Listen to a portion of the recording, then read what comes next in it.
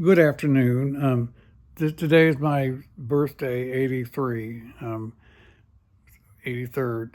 And I wanted to talk a little bit about the fact that when I was working in my IT career, which kind of the mainframe part of it kind of came to an end at the end of 2001, about 93 days after 9/11, when, I had been used to a high, steady salary in IT.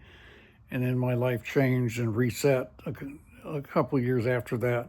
But one of the things was that there was an attitude in companies then that up after age 55, you were entitled to more benefits, but you were more likely to be laid off. You were kind of expected be prepared to live and start your second career. And as people are living longer now, that seems like it was short-sighted. But my retirement pension from Reliostar and then the company that had purchased Uslico, broken into two parts, actually had an offset for Social Security until I turned 62, and it actually assumed that I would start taking Social Security at age 62, which will not be a big bargain since I've lived past age 77, which was when the trade-off was, because I'm 83 now.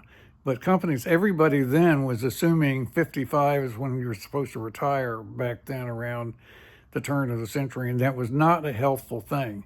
So it was just something I wanted to mention. Um,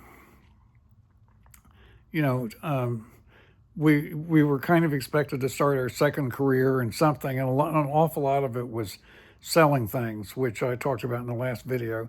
And I kind of went off on another direction with my own content, giving it away for free. But I had some support from, family basically, and inheritance, which means it's not as completely desirable to count on that as really taking care of yourself all by yourself, which would be a lot more desirable.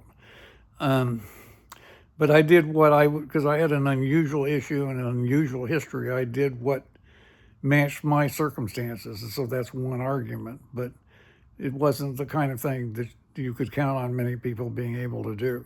But anyway, I just think that's interesting that when I was working, everybody had the mentality you were supposed to retire at age 55. When I was laid off at the end of 2001, I was actually 58. So I had 32 years in IT. And then maybe my total number of years working totally and other things was 39, I think. And I'm 83 now on my birthday today. So that is my message for today. And I thank you for listening.